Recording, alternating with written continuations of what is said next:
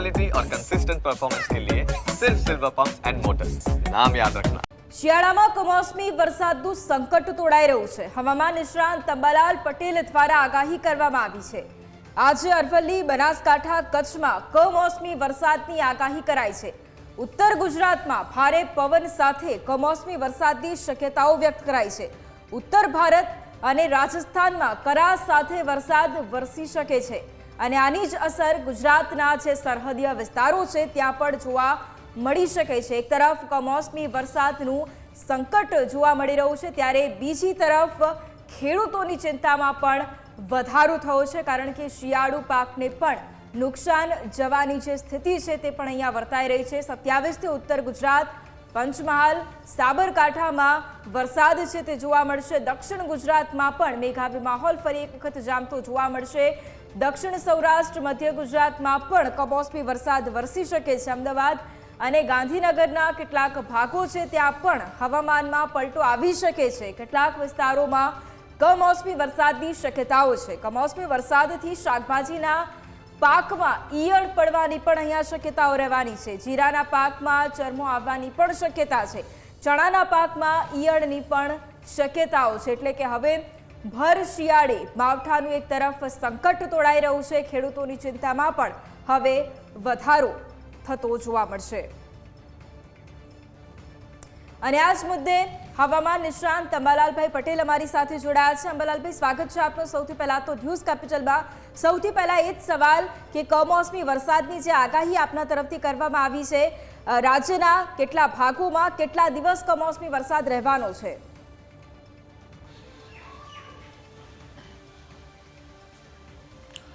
આ કમોસમી વરસાદ અંગે જોઈએ તો આજથી જ લગભગ બનાસકાંઠાના સંલગ્ન ભાગો, રાજસ્થાનના ભાગો અને દેશના ઉત્તરીય પર્વતીય ભાગોમાં ભારે વરસાદ થવાની શક્યતા રહેશે। આ કમોસમી વરસાદ અને કરા લગભગ દેશના ઉત્તરીય પર્વતીય ભાગોમાં 4 ઇંચ જેવો રહેવાની શક્યતા રહેશે, પરંતુ આ રાજસ્થાનના ભાગોમાં અને લગભગ ઉત્તર પૂર્વ ભાગો ઉપરાંત અન્ય ભાગોમાં જોઈએ તો રાજસ્થાનના ભાગોમાં પણ ક્યારેક 20 કે 30 મિલીમીટર જેવો કમોસમી વરસાદ થવાની શક્યતા છે, જેના સંલગ્ન ભાગોમાં ગુજરાતમાં પણ અસર થવાની શક્યતા રહેશે। આજથી જ લગભગ ઉત્તર ગુજરાતના કેટલાક ભાગોમાં કમોસમી વરસાદ રહેવાની શક્યતા છે। જો કે રાજ્યના સંલગ્ન ભાગમાં ભારે પવનના તોફાન, કરા અને ગાજવીજ સાથે વરસાદ થવાની શક્યતા રહેશે। ઉત્તર ભારતમાં કરાની સાઇઝ પણ મોટી રહેવાની શક્યતા રહેશે, એટલે લગભગ 26મી તારીખે ઉત્તર ગુજરાતના બનાસકાંઠાના ભાગો અને કેટલાક સાબરકાંઠાના, અરવલ્લીના અન્ય ભાગો, કચ્છના થોડા ઘણા ભાગો અને પૂર્વ ગુજરાતના ભાગોમાં વરસાદ થવાની શક્યતા રહેશે।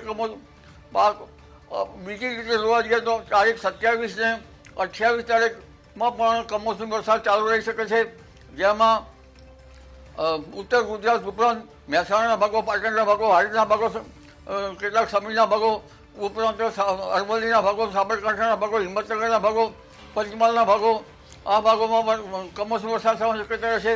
અને મધ્ય ગુજરાતના ભાગોમાં, વડોદરાના ભાગો, અન્ય ભાગો તેમજ લગભગ અમદાવાદ, ગાંધીનગરના ભાગોમાં પણ કમોસમી વરસાદ થવાની શક્યતા રહેશે। દક્ષિણ સૌરાષ્ટ્રના ભાગોમાં પણ કમોસમી વરસાદ થવાની શક્યતા રહેશે।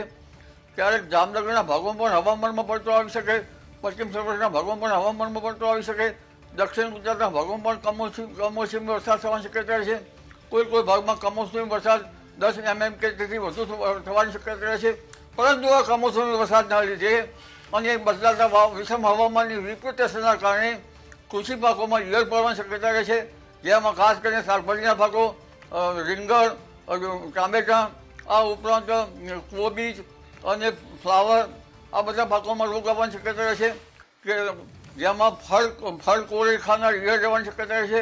હેલિયોસિસ નામની ઈયળ પડવાની શક્યતા રહેશે, જ્યારે જીરાના પાકમાં ચરમો આવવાની શક્યતા રહેશે, દિવેલીના પાકમાં પણ ઈયળ પડવાની શક્યતા રહેશે, ચણાના પાકમાં પણ ઈયળ પડવાની શક્યતા રહેશે, એટલે તુવર, રાયડા વગેરે પાકોમાં મોરો મસી આવવાની શક્યતા રહેશે।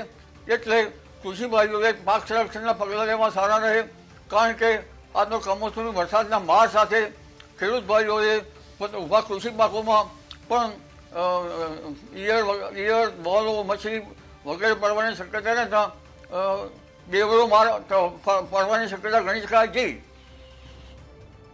બિલકુલ. અને બીજો એ પ્રશ્ન થઈ રહ્યો છે કે જે રીતે અનેક વિસ્તારોની અંદર કમોસમી વરસાદથી આપે જેમ જણાવ્યું એમ ખેતીના પાકોને પણ ભારે નુકસાન થવાનું છે, તો શું આવનાર સમયની અંદર આ નુકસાનની ભરપાઈ થઈ શકે? શું ખેડૂતો માટે કયા કયા આગોતરા આયોજન તેઓએ કરવા હિતાવહ રહેશે કે જેના કારણે વધુ નુકસાન તેઓને ના વેઠવું પડે?